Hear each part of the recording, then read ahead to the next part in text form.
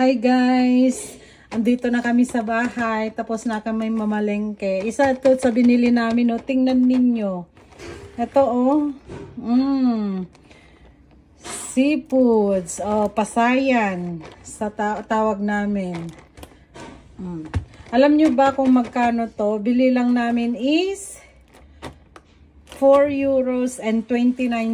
Ang dami na. Isang isang plastic na guys. Kalalabas lang to sa freezer kanina. Kaya kinuha na namin. Ayan. €4.29 only. Hati kami ni Banang dito. Hating kapatid. Ayan.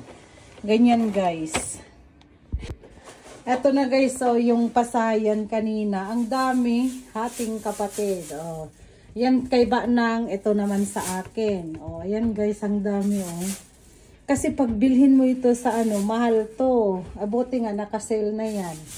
Mas mura-mura. €4.29 lang yung isang bandeja. Ayan. May pasayan na kami. Ilang na ito guys. Ilang lutuan na.